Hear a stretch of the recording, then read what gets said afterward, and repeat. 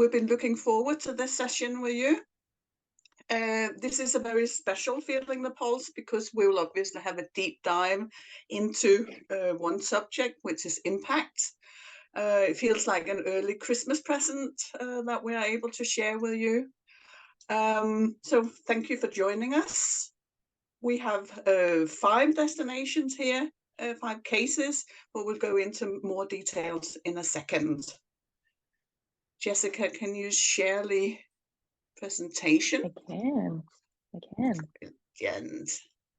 Because then I think we'll start out by introducing ourselves. All right.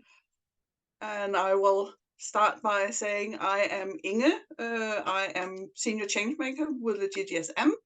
I am based in the Nordics, so I am Relationship Manager to the Nordic region. And beside me, beside all my colleagues from the GDS, I also have Jessica Vandy. Jessica, please introduce yourself. Hello, everyone. For those of you that don't know me, my name is Jessica. I am one of the senior change makers at GDS-Movement, and I am also a senior impact consultant for Meet for Impact. And I work for both organizations, and it's a delight to be here with you and to being able to share and discuss something that's very topical right now, impact and legacy. Thank you, Jessica. Let's just share the housekeeping rules. The session is recorded, so if there's something you missed, you'll be able to watch it afterwards. Please stay muted, except during Q&A, please. But, you know, please share your questions in the chat box, because sometimes we might pick a topic if there's many asking the same question. But we'll try and cover questions. But at the same time, it is we have 5 speakers, so stay tuned. And then if there's something, you know, raise your hand. We might not get to you, but, you know, if you have some question or insights, please share with us. And then, you know, share acknowledgement by raising your hand or sharing, you know, any emoji. That is actually really encouraging for the speakers to see that. So thank you very much. And then we have the running order. We've already introduced ourselves, but we have the running order where we will share who is here today with us. We have Sydney, we have Ireland, we have Glasgow, we have Gothenburg, and then finally Visit Flanders. So that's the running order for today. And then Jessica, I think you will go into more detail of why we're actually here. Thanks. Yeah, thank you. So obviously many of the people on the call today are from that we work with through GDS-Movement, and a welcome to any destinations that have just joined us for the first time, or any destinations that are outside of GDS-Movement and are interested in what we are doing. So many of the destinations that participated this year will obviously know that in 2023, for the very first time, we launched a GDS-Movement Impact Award. As you'll know, we already have had a series of awards through the GDS. We've had the Innovation Award, the Leadership Award, and Most Improved Award, and they've been kind of long-standing awards which really celebrate the efforts of obviously the destinations and how they've performed within the GDS Index.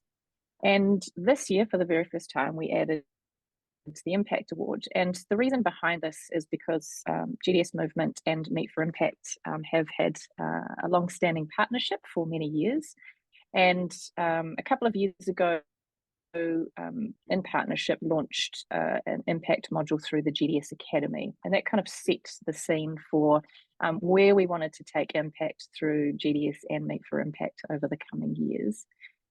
So obviously we've kind of got to 2023 and we've been able to launch this fantastic award which celebrates any new destination that are participating in the GDS Index that has committed to impact and legacy for business events within their destination. And that has come to be either an initiative, a program, a project. And obviously this year we had a number of destinations submit, which was fantastic. I'll just quickly touch on the awards, though, the other ones, because I also do want to recognise the we don't just have Impact Awards. We also have the Leadership Most Improved and Innovation Award. But the inaugural award this year, for the very first time, went to Business Events Sydney. We had an independent panel of judges. We received 8 applications in total. They were shortlisted to 5, and then the independent panel of judges who were impact and association specialists,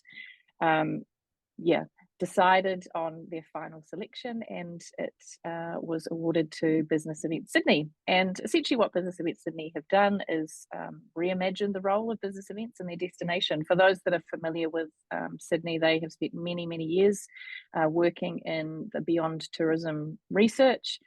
They've produced a number of research pieces and have kind of been one of the pioneering destinations on impact and legacy, certainly in Asia Pacific.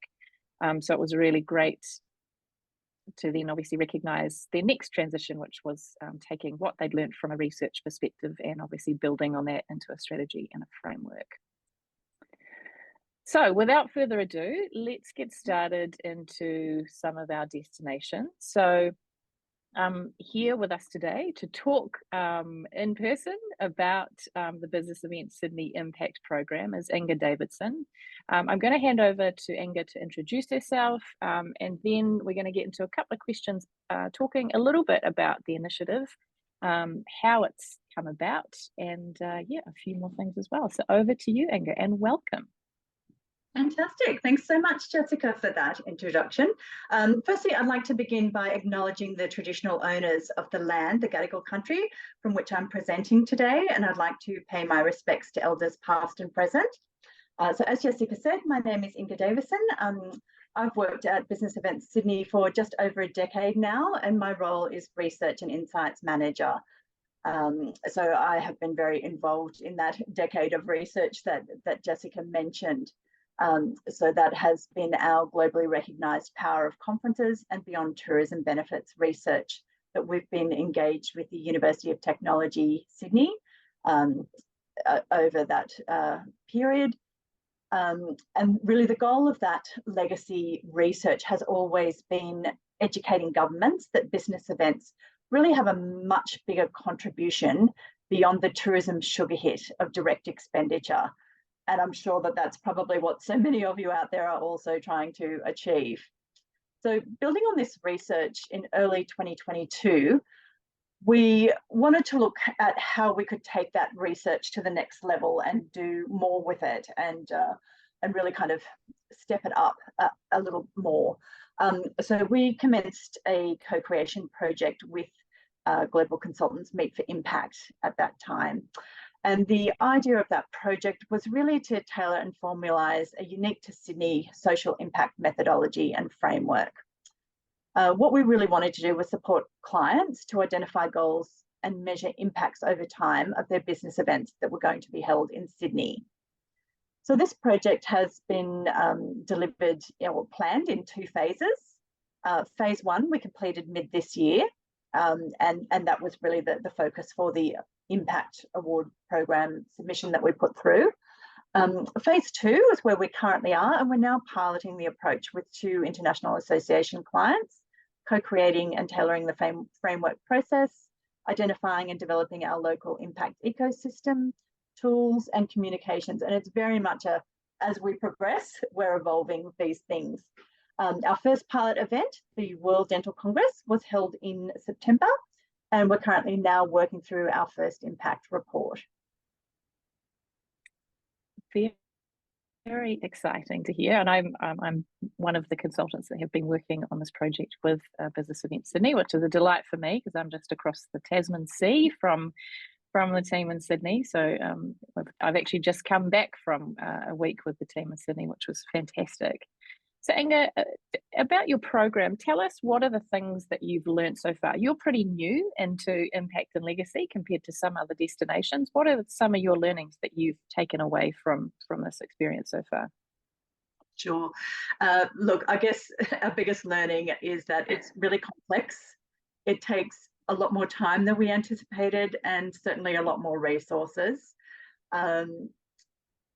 we also learned that there was a lot that, as a destination marketing organization, that we didn't actually know about our destination. Things like local community gaps and needs. We didn't have connections with impact delivery organizations.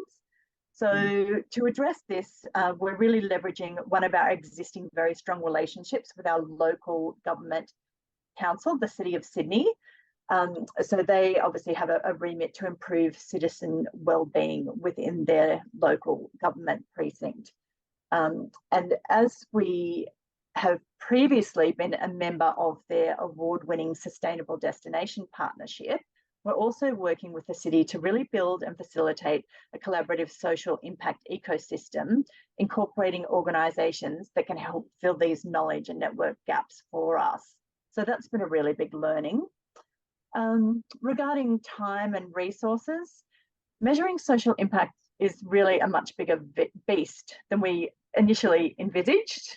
I guess phase one was centred around really understanding and developing our 3-year social impact action plan and strategy. So that kind of process took around 18 months in the making by the time we spent time reaching out to our ecosystems, determining what our vision was. And, it was really quite a big cultural shift in our organisation. And pilot events also can have really long lead times. So, an average might be 6 years from bidding to winning to delivering to then measuring outcomes post-event, and then the impacts in the medium to longer term. So, it really is a very, very big picture project. And so I guess to ensure that we had proof of concept before we could really validate all the ongoing resources, we really we took an approach of looking at 2 smaller projects. And the first one was to build a retrospective theory of change for a past event, which had a lot of involvement from our B Sydney ambassadors. So effectively 3 years after an event, we reached out to our ambassadors from the International Microscopy Congress that was held in 2018. And we developed a theory of change example, which has really proven to be a great resource for us when pitching to other social impact projects with other pilot events. And it's really enabled us to have them relate in the event context and to help them understand what we're talking about when we're talking about social impact interventions. And they really kind of, once they see the model, apply their association and the outcomes to this model, which has been really useful for us. And I guess the other proof of concept that we put into place in phase one was to do a pilot set of social impact survey questions for an event that already had clearly stated intentions that was held earlier this year. So the idea then was to see if we could capture, useful kind of information that was relevant. So we did that with the Sydney World Pride Human Rights Conference. So we had some questions that were developed in conjunction with the client's agency and really provided some indicative results as proof points for us. And just to give you an example of what a couple of those were, some of the results indicated that approximately 70% of respondents agreed that the conference content, networking and profile really increased public awareness of human rights issues facing LGBTQIA+ communities. It built coalition partners and allies for change, provided people skills, network and experience to create change in their local communities, and indicated that over 50% believe that there would be positive societal change for communities in Sydney and globally post the conference. So some really great initial stats from that first proof of concept. Yeah, that's fantastic. And it sounds like so far it's going well, Inga. What are some of the challenges that you faced along the way? Because obviously we all get some of these, but tell us what are some of the challenges or roadblocks that you might have faced? Yeah, absolutely. And I think, and as Jessica knows full well, being our consultant, that really the clients can be the most challenging part. We found that it's not always easy to get clients to jump on board the journey. And I guess we perhaps developed a false sense of security with our first pilot because they were amazing and they just got it straight away and have had a really great relationship with us throughout that. But we have found that association conference organisers, you know, in our region, they're really still recovering from some staff and budget cuts post-pandemic, and they're just not always ready to invest in programs that they feel might distract resources from their core purpose of organising an event. So I guess it's just really just a question of prioritising time and resources for them, but it has been a real challenge for us to find that balance between encouraging them and not overwhelming them, and providing guidance and connections on what can be done, but not necessarily doing it all for them. So, you know, also I guess there's associations and their missions and intentions are really varied across so many different disciplines. While there might be some measurements that we can monitor that may have some similarities, I guess essentially the measurement frameworks are really going to be need to customise per event. And I mean, some of you no doubt are already at that part of your journey. So resource-wise, it's going to be intensive and it's going to be challenging. So I guess these are part of the kind of challenges that we're working through at the moment, and we really expect that each client is going to present its own challenges, circumstances and solutions that we'll have to work through. Fantastic. And if there is, can you name one outcome or one impact that you think you've achieved so far from undertaking this project? Oh, look, I think that there's a few from different perspectives. So, you know, we're really pleased with the outcomes so far. I guess from a client perspective, we've really found a stronger collaborative relationship with our association client, the FDI World Dental Federation. You know, and just to give you an example, their impact intention was to encourage next generation of young dentists into leadership roles within the society. So one key stat that we found from that was that 88% of young dentist forum participants would consider taking on leadership roles within their dental association. And we will go on to monitor the timeframes in which they do so as part of our measurement framework with FDI. So, you know, that's a really great outcome so far. That's fantastic. I guess from a oh, have I got more time? I was going to do you can. Yep. Give us another one. From a stakeholder perspective, I think, you know, we've really developed some deeper relationships with our existing partners like the City of Sydney, and it's, you know, while we've always had a very strong sustainability relationship with them, we're really accessing additional areas within their organisation that can be a great resource for us. So that's been fantastic. And I guess from an internal perspective, you know, I mean, some of the outcomes are that we have a new strategic initiative in our business plan. We have a really great, passionate, purposeful work group, our Be Impactful team that are working on this project.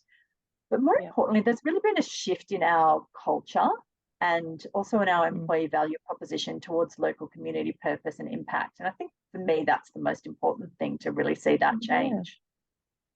That's amazing. Fantastic. Thank you so much for sharing. It's really great to hear from you and obviously get a bit of an understanding around this impact project that's happening in Asia Pacific. Any questions at all for Inga, you can put them into the chat box. We can answer them now, or we can come back to them later. But if anyone does have a question, now's your opportunity. Or if you want to speak up, that's totally fine too. If not, we can move on to our next. I have one for Inge. Oh. No, it's just, it's Inge to Inge. Inge, where is it placed within your organization? I get a lot of questions in the Nordics from destinations, smaller destination. Obviously, you are not a small destination, but where does it sit in your organization? Well, I guess that goes to how we resource the group and our Be Impactful team that I mentioned. So we are a group that is comprised of a number of people across the organisation. So myself from research, we have someone from marketing, client engagement and event delivery. But in terms of where it sits within our organisation, I guess the really key thing for us is that we are headed up by one of our executive team members. So our communications director is the head of our group. So we really have that executive support, which is very, very important when you're trying to make this kind of change. So yeah, as I said, it is a project group, but that critical executive support is very important. And I guess with the kind of the proof points that we've been able to develop this year as part of phase 1. We have also just got a dedicated resource, started 3 weeks ago, which was fantastic. So that is a 3-day-a-week role as our social impact manager. And yeah, she came from a sort of sustainability, social impact background, just started 3 weeks ago in time for some November workshops that we had with, as Jessica mentioned earlier. So she's really ready to hit the ground running. Fantastic. Thank you so much for that one. Thank you so much, Inga. Great to hear from you. And thank you for sharing a little bit about your impact program. All right. We've touched on some questions, or a question, but as I said, if you've got any more, please feel free to put them into the chat box. Now I'm going to introduce someone from the other side of the world, Impact and Legacy Program. I'd like to hand over to Sally Ann O'Brien, who's the Business Events Officer for Strategic Projects from Fáilte Island. Sally, over to you to introduce yourself, and then if you could share a little bit about your program or your initiative and where you're at with it right now. No problem. Hi, everyone. Good morning. So we go from evening to morning. So it's an honor to be here today and to share what I would say is very much at, I would say even at an earlier stage than Inga and Sydney there on our journey here in Ireland. But I suppose first things first, just to introduce myself. It is Fáilte Ireland. So just to explain, I know there's a meet in Ireland and Fáilte Ireland, and there can be a little bit of a confusion when it comes to who we are. So just to give you a little bit of an explanation, Fáilte Ireland is the National Tourism and Development Authority of Ireland, which I work for, and Meet in Ireland sits within that remit. And Meet in Ireland, I suppose, is our international business events, our business events brand internationally. So Fáilte Ireland is what sits here. So just to get that out of the way first. But as said, yeah, I work on the business events team and have done for about 5 years now. And I suppose typically would have been working on multiple strategic projects over the years since my tenure here. However, just recently and really only this year, back in March of this year, I started leading out on our Impact and Legacy program and beginning that journey. So yeah, it's been an exciting and challenging time at times, but so much learnings over the last few months, and happy to share anything I can do, which would be of value today. Sally, you mentioned you're quite early in the journey. What has your approach been so far? How have you started your project? How have you begun? Yeah, like I guess from the beginning, for us, and this has been extremely honest, we had to educate. Education was the first key thing for us. So when I mean that, I mean we had to educate our entire business events team. So we'd be quite a large team, and we obviously work very closely with our regional convention bureaus in Ireland as well. So we would have 5 regional convention bureaus that we would be very closely aligned with. So I suppose the first things first was we went out and we knew we weren't going to be able to, we weren't the experts. We had to start this journey. We had to learn from somewhere. So what we did actually was we actually Meet for Impact. We had a wonderful 2-day face-to-face training in Dublin with the entire team, and indeed our regional convention bureaus as well, where we had a pretty intensive training on what, even down to the simplicities, because like what is the meaning of impact? What is the meaning of legacy? You know, a little bit, I think sometimes from the get-go, I think as I think Inge mentioned, it can be just so daunting because there is a lot out there and there's a lot to take in. So it was just so beneficial for us to sit down with what I would say was the experts in the space and internationally, who had worked with certain destinations for a number of years and learned so much that they were able to share that with us. So that was our first, that kind of was in March 2023. So not that long ago, but seems like forever ago at this point, because we've been living and breathing it since. But I suppose then there was multiple other factors along this journey. So as I said, Fáilte Ireland is the company that we work under in the organization, and we are very much supported by our government. So another element of this was, and why it became so important, was in, I suppose, May, Fáilte Ireland would have been appointed United Nations Sustainable Development Goals champion, so only one of a number of organizations within the country. Wow. So I suppose for that, from that perspective, it was important that everything we do across every division within Fáilte Ireland had that to the forefront. So this was, again, made this even more important. So we've been, as I said, since March, really on this journey following that. And the next step for us was, which is, again, I think so important, but was stakeholder engagement. So we are very lucky. We're a pretty small island. We would have our business events industry is, I would say, relatively tight and relatively small. And we know each other pretty well, and that would go across all of our suppliers, our PCOs, and we would have a very close-knit industry and work very collaborative together.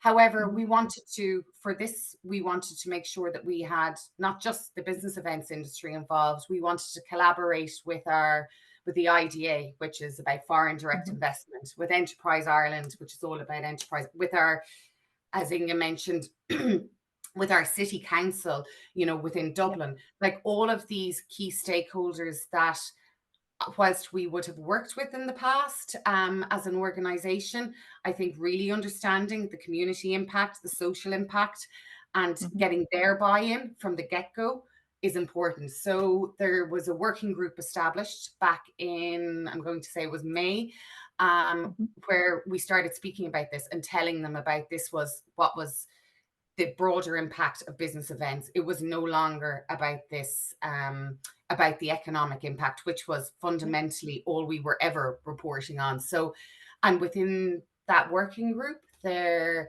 was also, we're very lucky that we have representatives from our Department of Tourism. So therefore, that's a direct access into, let's hope, the policymakers and hearing about this. So really important. Yeah, so that's like, again, a long-winded way of putting it, but I suppose we've been doing so much more as well since then. So it's about, we've actually really started engaging with conferences probably a little bit early in the process, because we don't necessarily have the framework or that, or the formal framework at this point, but we felt confident as a team to be able to, in those early conversations with our ambassadors, to start talking about impact and legacy, and understanding what their goals are as association or whatever the case may be. And it's been incredible, actually, what we've learned from past events that happened in recent years, who actually created multiple wonderful impacts beyond the economic value that we were not aware of and we're not reporting on. And we have received some amazing, I wouldn't go so far as to say case studies as such, but just insights and learnings from what has happened that we were never aware of. And also we are now obviously speaking to a number of others, our potentials over the next few years. So it's exciting to see what has to come. Fantastic. It sounds like in such a short time you've already learnt so much.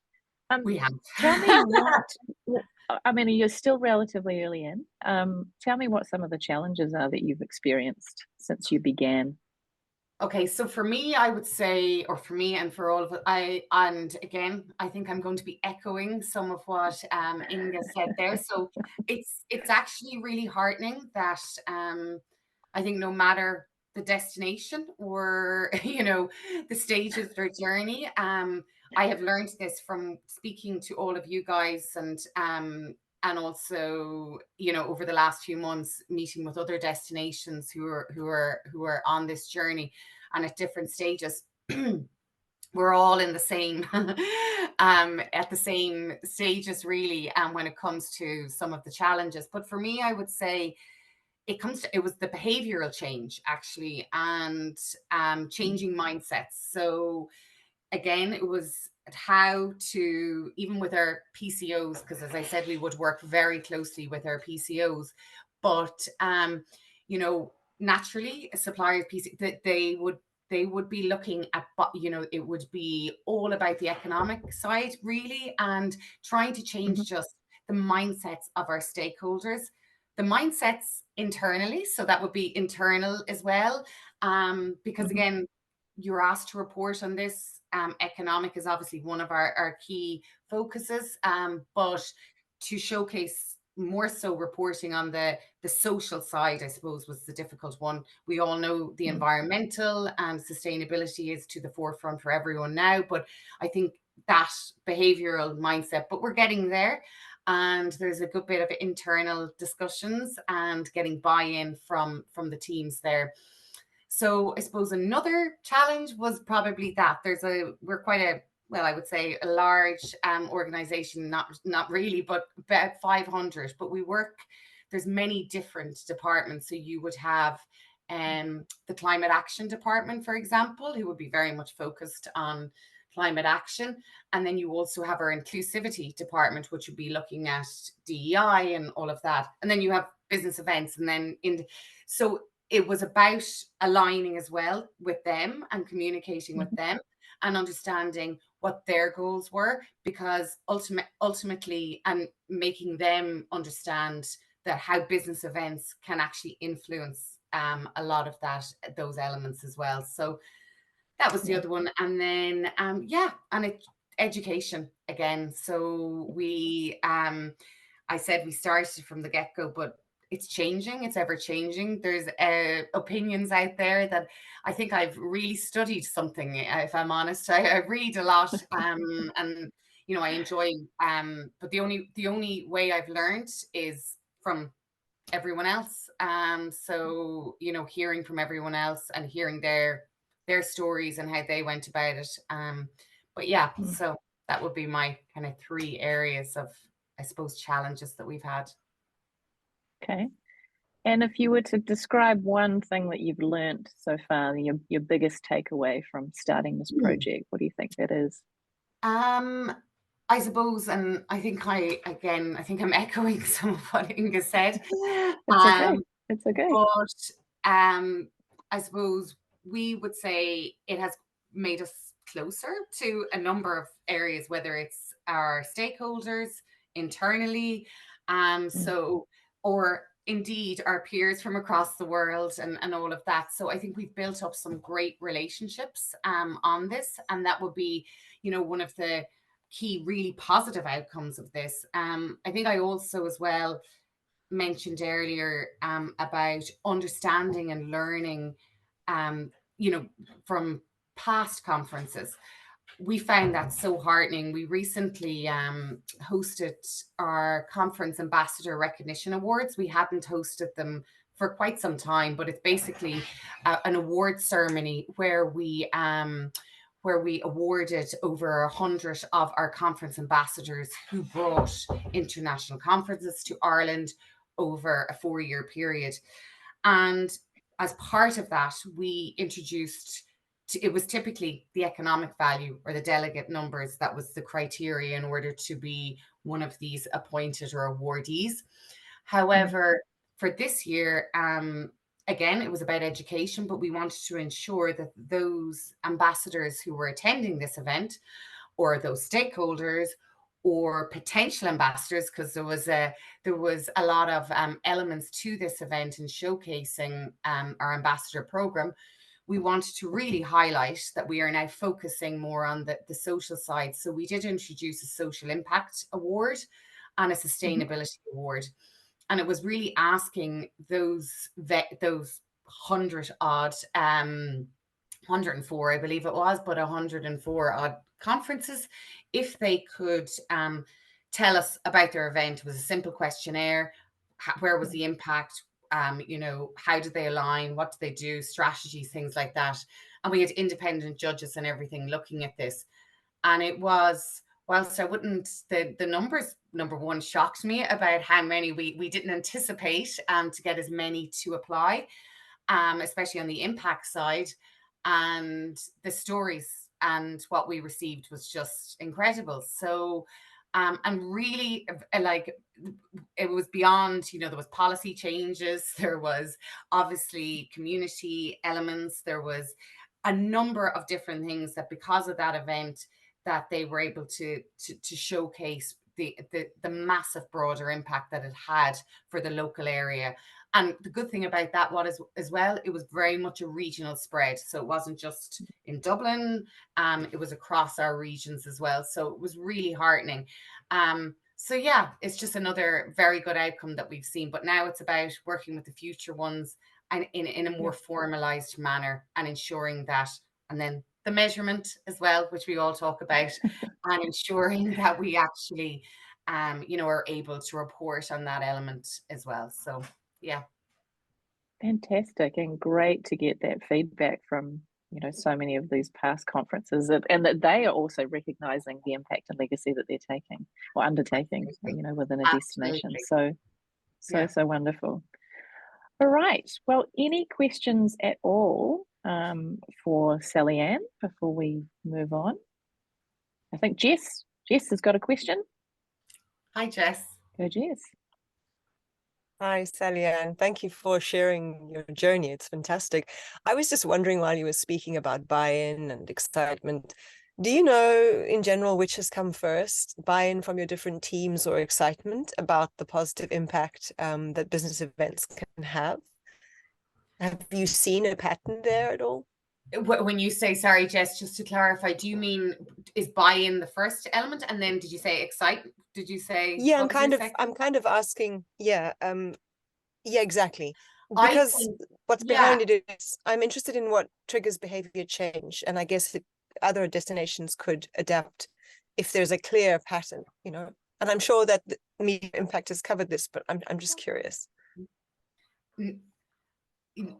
Sorry, hold on. Sorry, my daughter, excuse me. As I said, it's early morning, so I have a 7-year-old telling me that she needs, so apologies about that. This is very real life, and that's the way we go. Anyway, sorry about that, Jess. Typically, it was when I was speaking and being asked a question. But yeah, just to state, I suppose I actually think it took quite some time, and I know we're very early in this journey. It was the understanding of what it actually was. So the buy-in element, whilst I think people are on board with hearing about, oh yeah, this is a little bit different. It's we used to always say in here, you know, this is we can make change by doing these things and change beyond, you know, any of our wildest dreams. And I know that sounds a little bit you know, out there, but I really believe that. And I think what we did, or what I did, when it meant presenting to our teams or presenting internally and what this all meant, or to our key stakeholders, I used real life examples. So I researched from these wonderful destinations around this table who are further along in this journey, and showcased, you know, case studies to really get that excitement and buy-in. And I think it was what people could resonate with. I myself found it difficult to really understand it until I sat down and studied some case studies who have done it, you know, so well and so successfully. And that really worked for me, because we don't have those case studies. We weren't, I said we've got multiple potential, you know, but they're not formalized case studies that some other destinations have out there. So I think that was key, by being able to actually explain what impact and legacy is, so in the business event side. So I hope that answers it, Jess. And yeah, it does. Exactly. I mean, real life case studies are the bread and butter of what we do too in our training and facilitation of mindset shifts and in tool set upskilling. It's just I realized my question was missing a factor. So you've put me on the right path. Thank you very much. That's great. Pleasure. We've got one more question from Rasmus, who has his hand raised. Hi, Rasmus. Hi. I'm just curious, when you decided to sort of report more on social and environmental impacts instead of just economics to your policymakers, how was it received? Because my impression is sort of that the economics sort of reigns supreme. And it's a really good question. And it does, and it probably will. You know, economic is still, I think, up there and probably does reign above the rest. However, I think Ireland as well, we're very cognizant we're an island destination. So typically you obviously fly to get here. So we would be, as a government, our government would have very high ambitions, like a lot of us within the EU, about our sustainability goals and what we have to do around that. So I think whilst, again, it's educating them, I think that's where we're going anyway from a overall government and tourism policy element. So it's beyond that's not the fundamental importance as much anymore. We have to consider the other elements. So the way I see it is, it's about showcasing again I suppose we can see the cons or the negatives maybe of tourism and business tourism, in the sense of the carbon emissions and all of that. We have to showcase that the social and, you know, we can outweigh that or offset on the environmental. So the benefits are greater than the, I suppose, the negatives the negatives connotations. And I think that's all a learning as well for policymakers. And I generally believe that in many cases, you know, they often don't realize the power of what business events can bring to a destination. And I'm not sure I did, you know, a few years ago even. I think it's only when you really deep dive into the expertise, the knowledge share, the potential outcomes, it's incredible of some of these association conferences and the importance of having these individuals, whether it's top clinicians and in health or whatever the case may be. But it's an honor to get them into your country for so many reasons and can really make such a difference. So I think it's about being able to convince the policymakers of that as well, and that it outweighs any of the cons. That would be my Thank you. Is it like harder to, sort of a follow-up question, is it harder to sort of convince on a more, well, say, qualitative, softer issue, for example, social benefits, other than, you know, economic ones? For example, you can easily say this would probably bring so and so much money, but this, instead of just saying this would bring social benefits, for example, and follow up like such, is it harder to sort of convince policymakers? I would say absolutely. Again, because our KPIs were always just on the, you know, heads and beds element, and that was simply it, and that's how we were. And that's what we would have reported on from every aspect. And that's what we're still reporting on, very much so, but it's changing. And that's why I think it goes back to the measurement element, that we have to be able to report. I actually don't think it's going to be a nice to have in about 3 years' time, or like even less.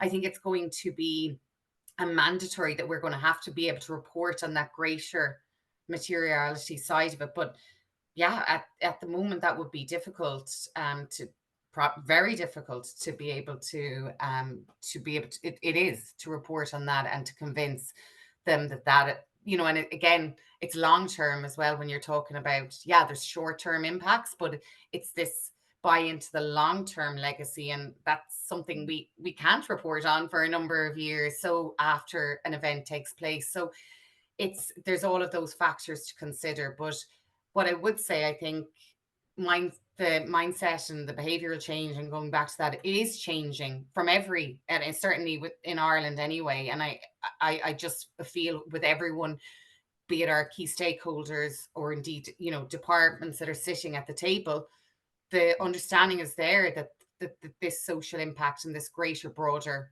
impacts are as important, if not, you know, might outweigh in down the line. But yeah, I hope that answers it.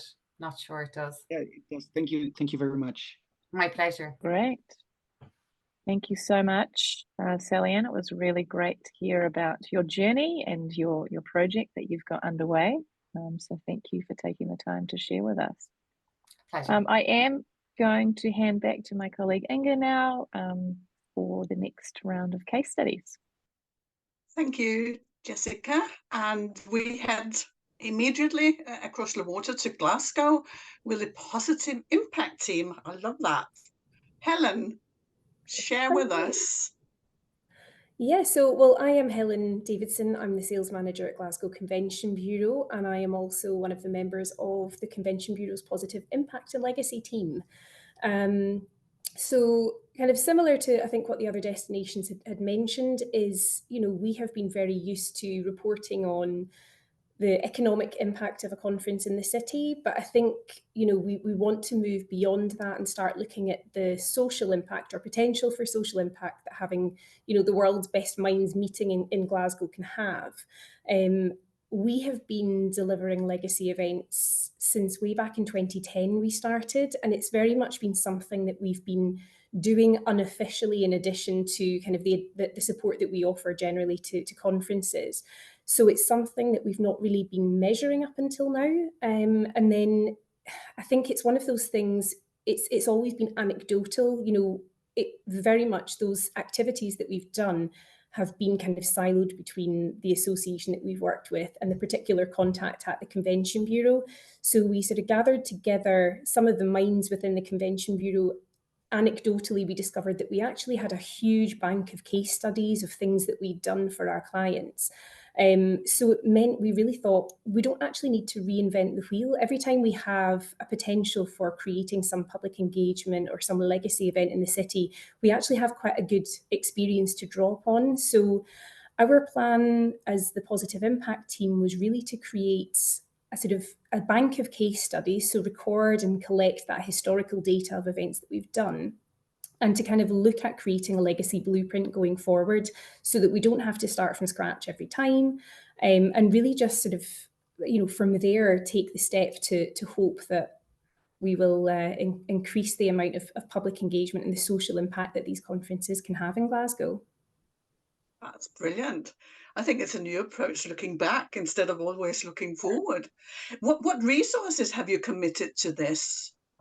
Well, at the moment, I mean, there are 6 members of our team that are involved in the Positive Impact team. So that comes from across the sales side, our convention support side. We also have a member of our marketing team. So we're kind of there to help really sort of spearhead any suggestions for events that we might want to do. We were formed this year, so it's still quite early stages. So what we're hoping to do is generally as a Convention Bureau, we will plan any activity and support about 6 months in advance. So we're looking at, you know, the diary in the city going forward and kind of trying to identify what conferences might have the potential to have some sort of impact beyond, you know, what goes on in their conference centre. So we're really just kind of committing that time and expertise to sort of go and identify and maybe suggest to these clients, have you thought about doing something? What are your aims and objectives as an association? Is there potential for doing some kind of legacy impact in the city? So obviously we've got our marketing team involved, which means that anything that we do, we can get those legacy messages promoted either via social media or through local press. If we need to engage the members of the public, that's a really good opportunity to do that. But I think, you know, in terms of resources, adding a legacy event to a conference doesn't actually have to be a hugely financially costly thing. It's really often a case of just making sure that you link the right people together.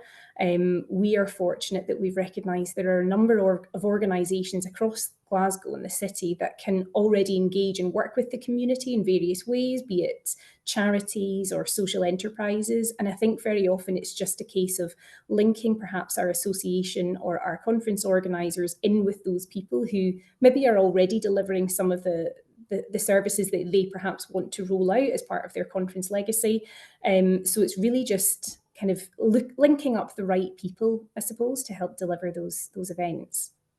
It's a very different approach. A lot of the time, impact and legacy is born into a project that comes to the city. You sort of have a different approach. That's fantastic. I like that.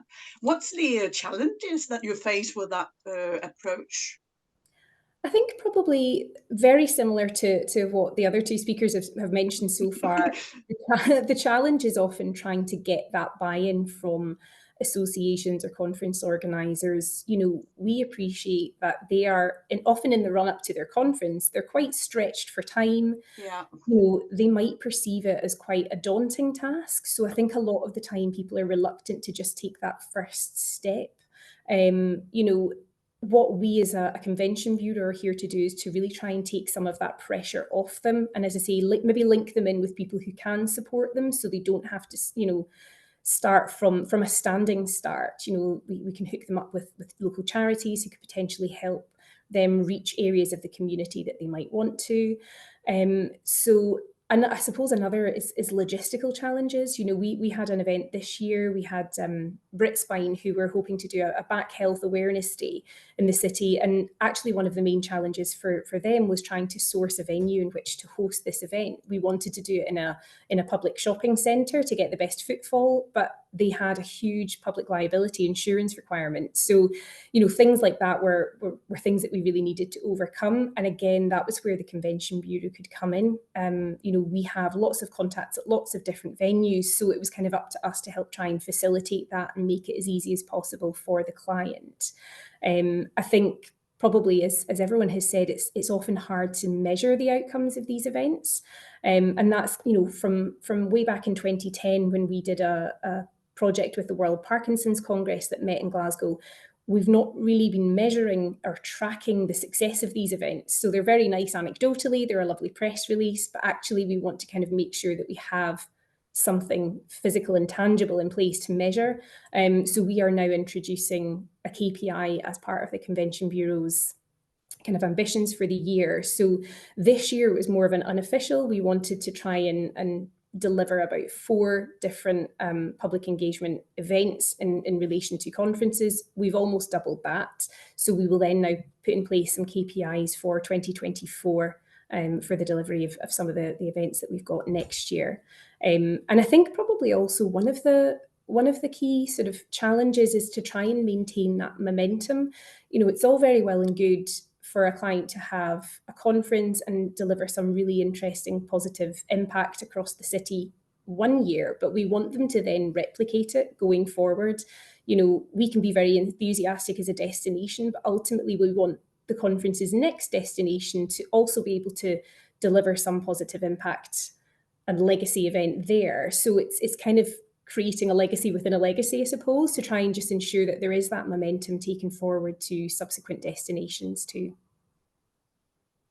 I love that. That is really, really interesting. Any questions for Helen? She covered a lot and some new sides of things. So yeah. I have a question. Yeah. Helen, I've seen obviously the announcement around your impact team, and that's probably the first like impact team that I've seen like publicly communicated in the way that you've shared that. What has been the response so far, even for association clients that aren't necessarily thinking impact and legacy? Have they given any feedback? What's been the initial thought around having a whole team? I think it's been largely positive. I think, you know, as I say, a lot of clients are a little bit reluctant to take that first step. And I think the fact that we have a team and we've got case studies that we can show them that, you know, here are some things that other conferences have done, it just gives them that confidence to be able to take that first step. Now, we understand that every association's objectives are different, so there is no one-size-fits-all approach. But I think the key to a successful legacy event is having that city-wide approach. And we've got the engagement with partners across the destination. So, you know, very often you have an association working with the Convention Bureau, a charity partner, perhaps some local academics or a local organising committee. So it's making sure that they know that there are a number of organisations in this destination that can help deliver what they want. So I think our clients are very, very positive about it. We're kind of working to create a database as we go along of stakeholders who have supported us. So that will be continuing to grow as we take on new projects and new conferences too. Great. Thank you. Thank you for sharing. Any other questions? A really, you know, a completely different approach to a lot of destinations. So I think that's a lot of learning from Glasgow. The same as with Ireland and Sydney. There's a lot of insights here. I'm so glad they come to light. No questions? Then we will carry on. And then please, if you have questions later on, there will be a chance to ask that at the end. But we will cut across another water, and this time the water directly across from me, from Denmark to Gothenburg, and Gothenburg's way to legacy. Unfortunately, Ulrika couldn't be here today, but we have a recording of a talk I had with Ulrika earlier.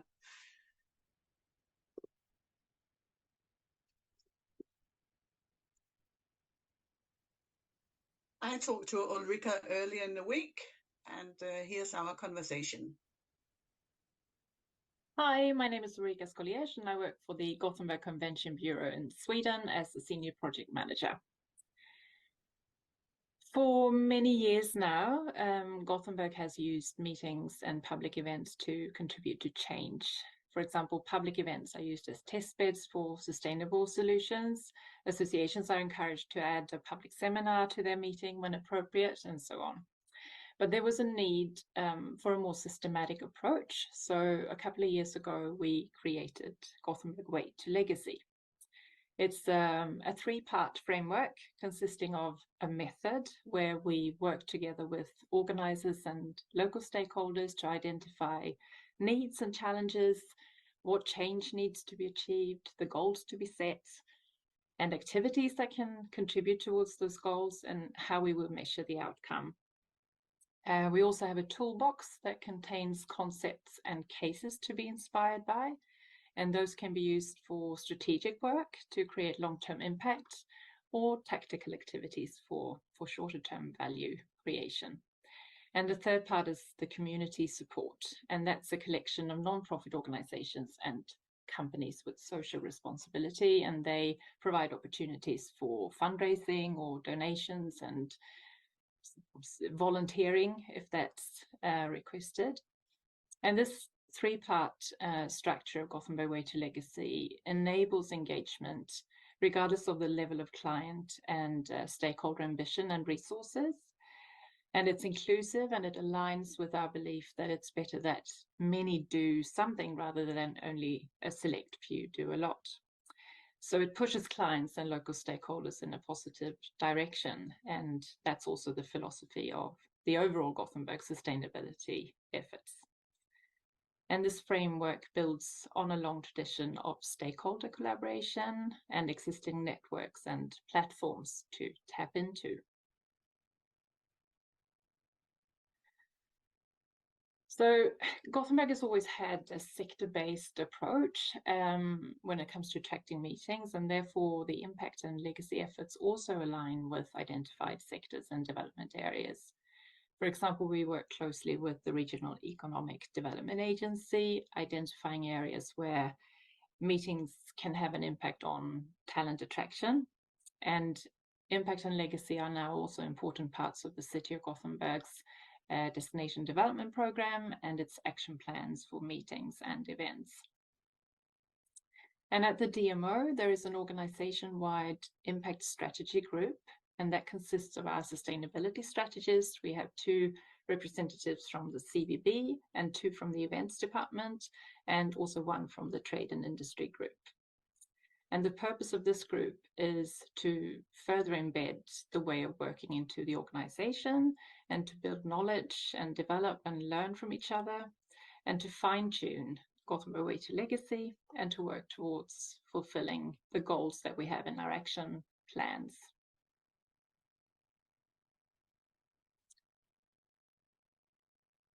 So a case study within the Gothenburg Way Legacy project was a small steps towards a healthier lifestyle, which was a project in conjunction with the International Forum on Quality and Safety in Healthcare 2022.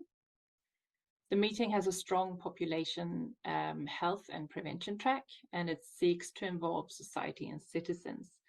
So together with the strategic partners of the meeting, we embarked on an impact journey where the intention of impact was a healthier population. And we agreed we wanted to use and enhance the population health focus of the conference. So we involved our Gothenburg 400th anniversary organization, and that has been used as a catalyst for city development. So it really is a legacy project in its own right. And each year leading up to the anniversary has had a specific focus, and in 2022 it was health. So that was a perfect match. It's difficult for people to make large lifestyle changes to improve their well-being, and therefore the impact group decided to influence people to take small steps towards a healthier lifestyle. And by using the 400th anniversary as a platform, it would be possible to showcase local health promotion activities and to achieve a broader reach. And some of the activities that we did were we collaborated with a large research and lifestyle study and tool at the University of Gothenburg. And regular use of that tool will make it easier to prioritize health in day-to-day life. And we set up a pop-up arena in the main shopping center of Gothenburg with 12 health promoting organizations, covering a broad spectrum of health and inspiring and motivating visitors to the arena to take steps towards a healthier lifestyle. Delegates could participate in a guided walking tour of an outdoor photo exhibition of older athletes, and they promoted active aging and challenging perceptions of what we can do as we get older. And as I mentioned, the CVB works closely with the Regional Economic Development Agency, and during the International Forum, our organization exhibited for the first time together, presenting the destination as a place to work in and live in and to visit. And a project like this will hardly change people's health status on a broader scale. But the public and the delegates were made aware that it's possible to improve their own health through small lifestyle changes, and they were provided with tools to do so. And the strategic partners were inspired to continue using meetings as a tool for change. Health promoting organizations reached a wider audience.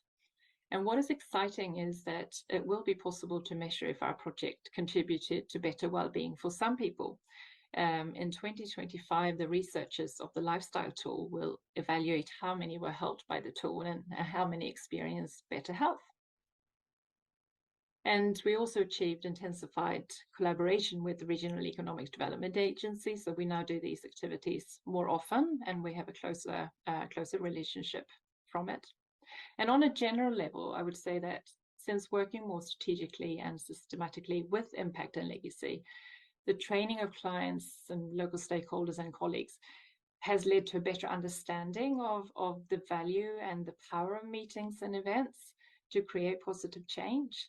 And at the DMO, like I said, impact and legacy are now better integrated into its operations with this organization-wide approach that we have. And to finish off with some quick learnings and challenges. First of all, it can be difficult to convince clients that this is something that they should embark on. It needs to be aligned with the association's visions and goals, and success does really depend on a shared purpose.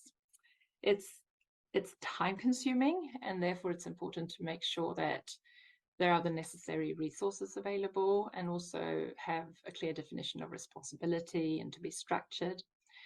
But most of all, I would like to say that don't overcomplicate things. Look at what you are already doing in your destination and start by doing something and make it suit your destination. Again, for us, it was super important to offer possibilities for clients and local stakeholders, regardless of their level of ambition or resources, like I said. And yeah, that's really all I had. So thank you very much. Obviously have a couple of questions, Ulrika. You talked about resources.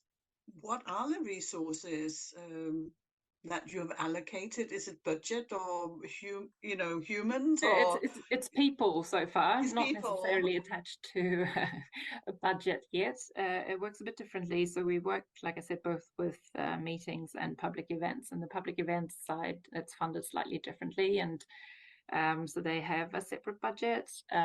We can apply for additional money, but it hasn't made the budget yet, if you like. Yet. So Okay. it's more of a project to project based. Yeah. And how do you choose the events that then get your attention? Is that on strongholds, or is it size? No, very much strongholds. So it could be a smaller meeting, but the topic is so relevant to the destination that we decided that's what we want to try and achieve something with.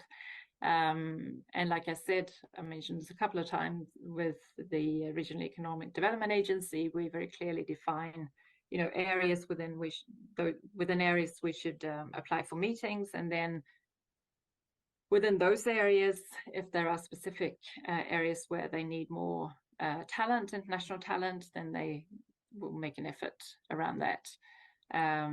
We will work with a project next year, which has to do with accessibility, and that's also something that's important for the city of Gothenburg. So. Thank you so much, Ulrika. I wish we had much more time, but I'm sure we'll catch you another time. Thank you so much. Thanks for inviting me. Thank you. Yes, unfortunately, that Ulrika couldn't be here, but she'll be here tomorrow. So if you have questions for Ulrika, then you have a chance tomorrow. But Jessica, the next one is for you.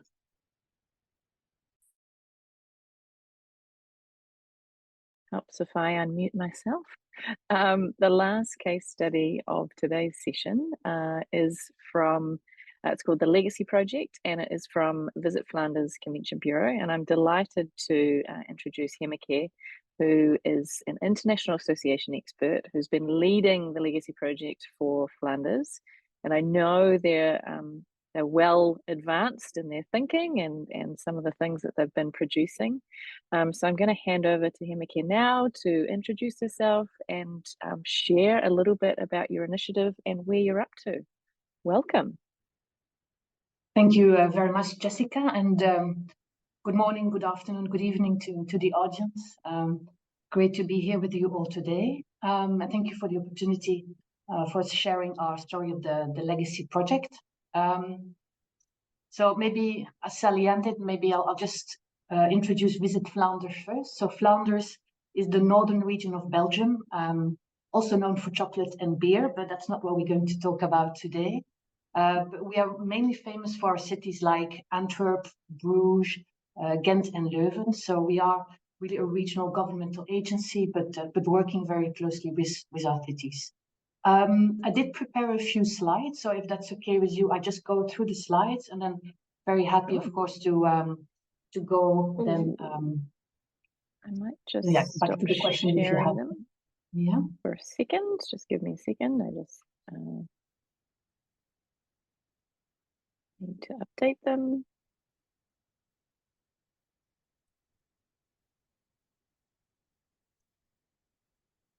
It was good to hear actually already what people were saying early on, the colleagues, because I think our approach looks similar, but we have here and there some differences. So it's good to see how, from all our different perspectives, we work on impact and legacy.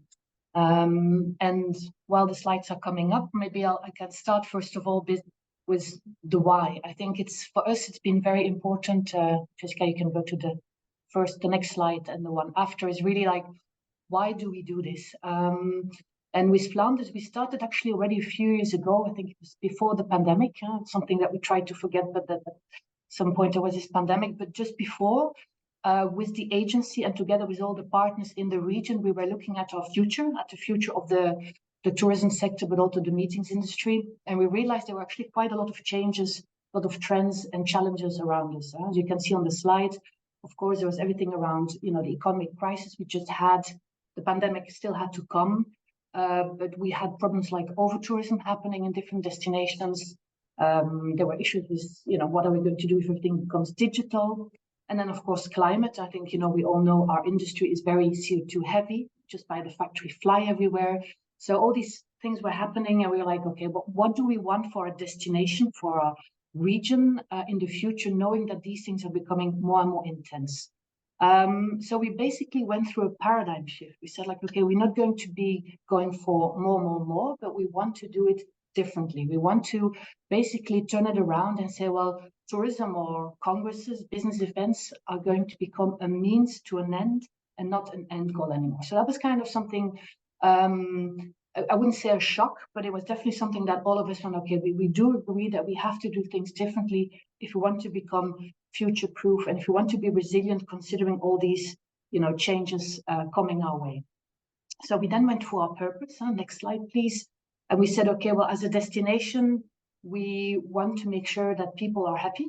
Sounds maybe cheesy to say, but we want to be sure that people living in our region in Flanders are happy, and not only the locals, the residents, but of course also the people working here, the people studying here, and the visitors, the delegates coming to the destination. There's everything has to be in balance. So that was kind of our next step, and this became our travel to tomorrow vision, as we say it, where we basically said, okay, we need to do things differently all together, not just tourism visit Flanders, but all the partners included.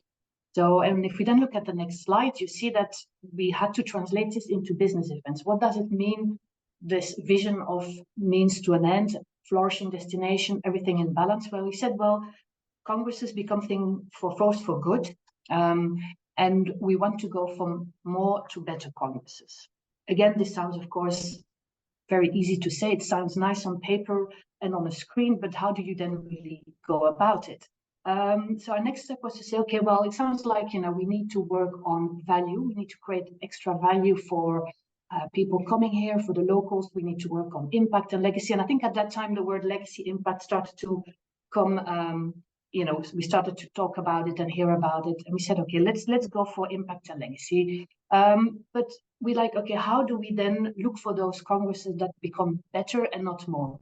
So we first of all looked at the government on the Flemish level, and we saw there was this document called Vision 2050, which basically said Flanders as a region in 2050, so it seems quite far away, but it's not that far.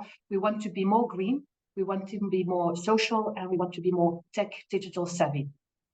And in order to get there, we have identified a number of domains, or transition domains as we call them. You see them on the slide.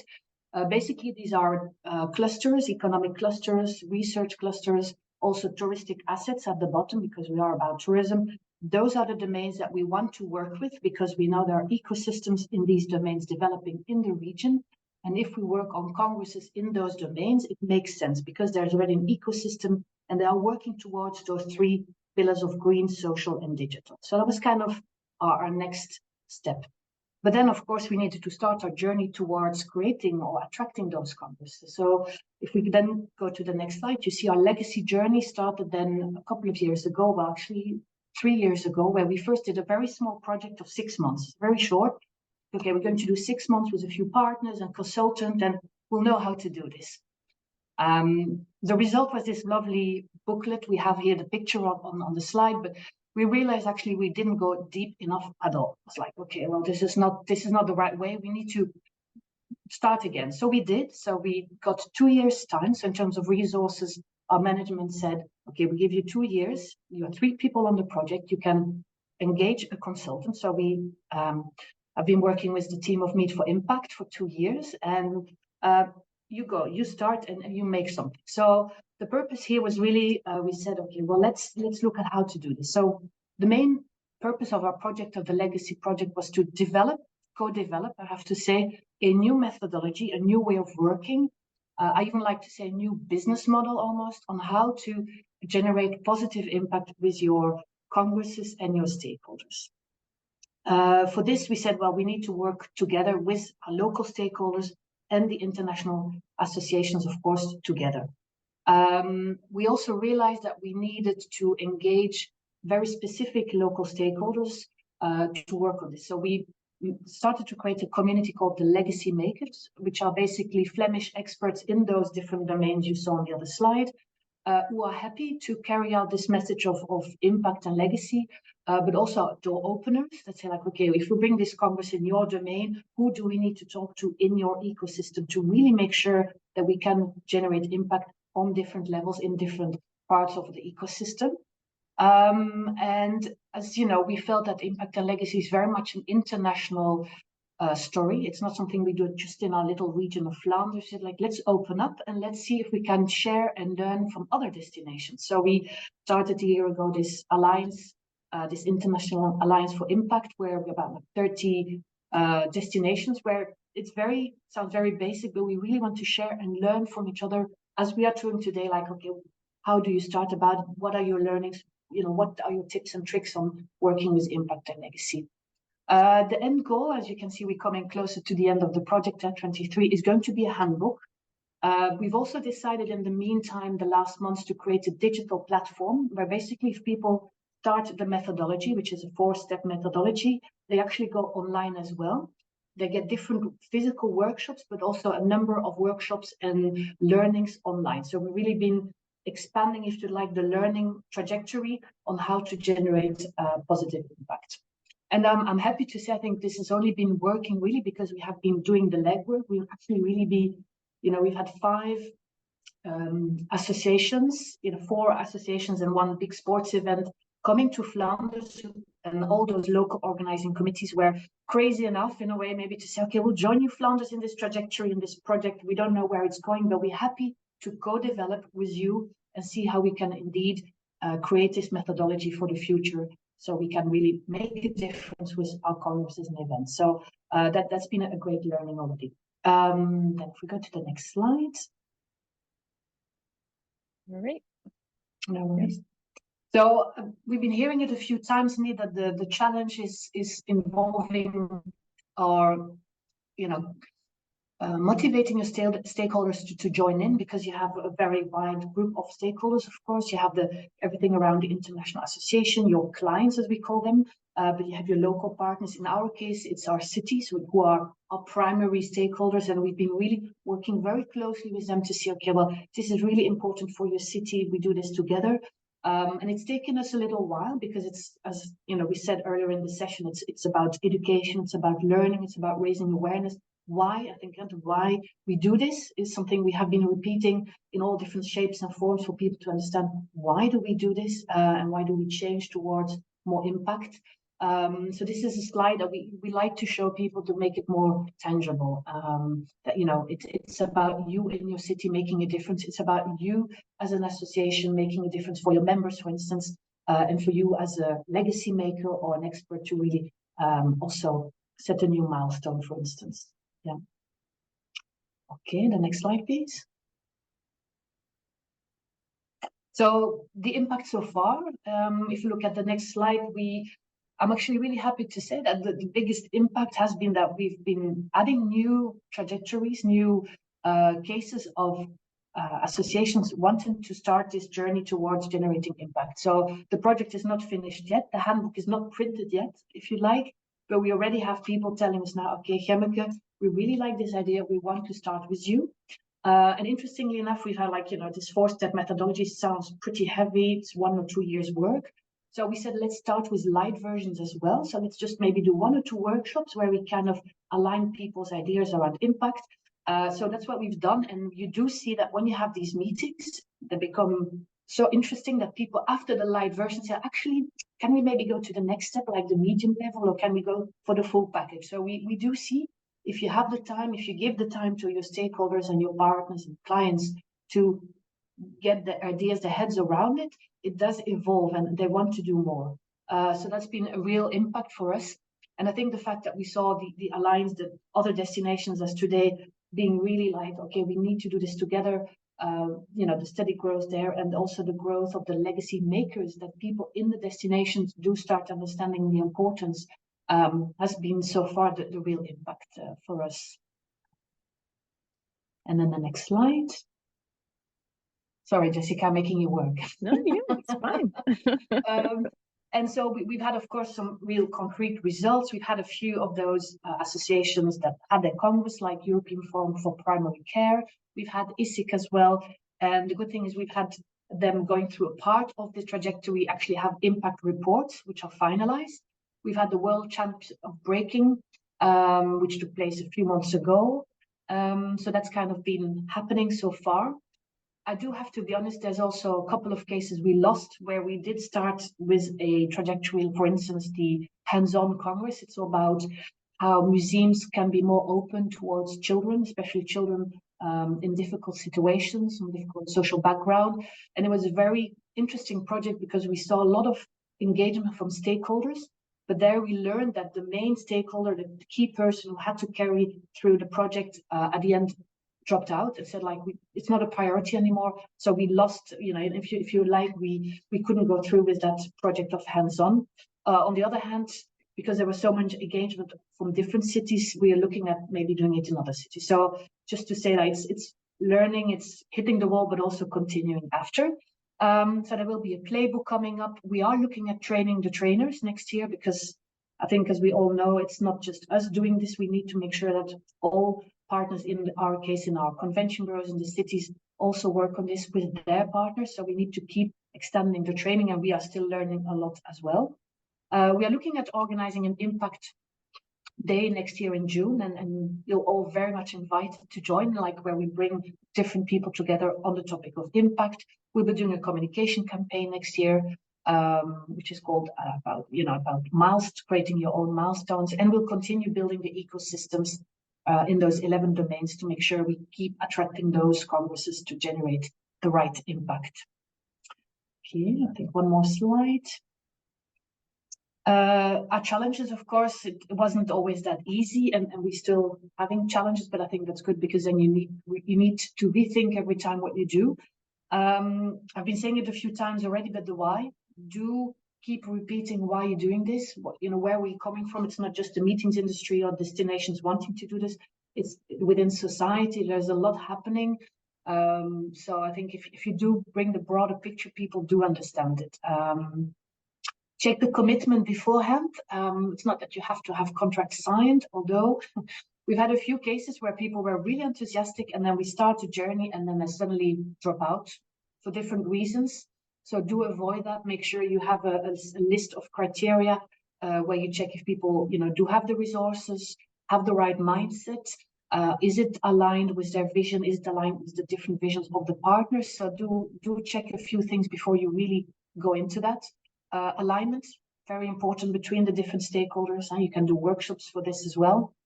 Engagement of your stakeholders, that's key. Make sure you keep engaging them. If you have one group continue with another group, it's something you have to keep telling the story to stakeholders to keep them engaged.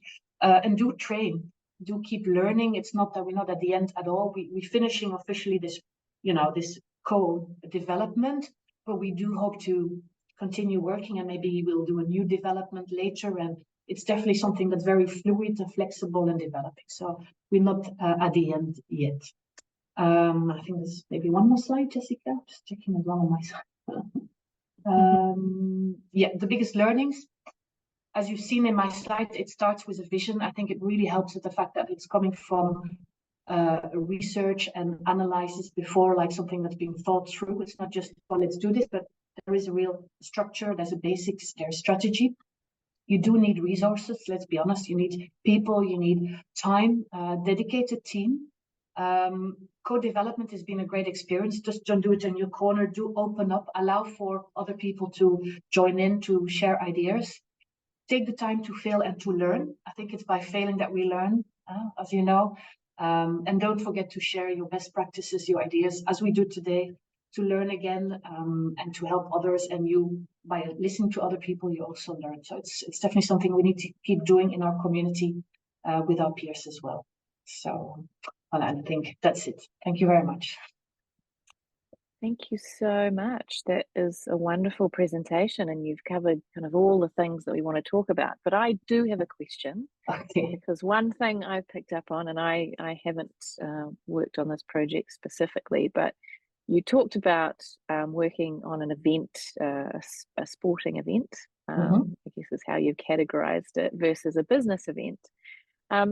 How have you found working between the two different types of events? What's your approach been? Has it been the same? Has it been different? How has that worked in reality? Yeah, no, it's a good question, because indeed there is a difference, I think, between a congress and a big sports events in this case. The reason is also that the way we are structured in Visit Flanders in our department, if you like, we have a team working on international congresses and we have a team working on international events. And we really wanted to try to generate or create this methodology for both. And so we've added this congresses and the events together. But the learning has been that it's not always the same. I think the way you attract big sports events is you do it differently. Also, the impact you're looking at is different. On the other hand, sports events, cultural events sometimes are very much about societal impact. So you do see that you can have more impact with the locals. So that was kind of the idea behind it. The sports event is one was really, with a lot of young people in the city as well. So there was very much... you could really work on that field. But we do see that if you look then at the methodology and how to generate impact, there are different elements in the steps that are slightly different. So I think you can start with the same why and the same first kickoff sessions, but at some point you will have different discussions. You will have different ways of involving your stakeholders as well. Yeah. Great. Thank you so much. I think now we've done all the best practices. I think next time, as you said, Gemmeke, we'll do the worst practices and learn from that as well. Absolutely. Yeah. Thank you so much. We're coming to the end. Jessica, you have one last slide, I think, and then... Yeah, I did just have one last slide. I mean, obviously, it's so wonderful being on the call here today with all these amazing impact and legacy practitioners, and we hope to really grow and develop this community even further. For those of you that aren't familiar, the GDS movement, through our GDS Academy, we have a masterclass in impact strategy and measurement. It's an in-house masterclass that is available on request. If this is something that is of interest to you, please do get in touch with our team. We'd love to be able to work with you. It's a great 4-module program, and it's a great introduction for a DMO or convention bureau to start their impact and legacy journey. So do reach out if this sounds like you. All right, there is one more thing that we have to do before we go, before Inga wraps up. We will have to take a quick photo once I've stopped sharing the presentation, but I'll just quickly hand back to Inga. Yeah, as Jessica closes the presentation, we will do a quick screenshot of all of you. It's been a fantastic morning. Thank you so much for joining us.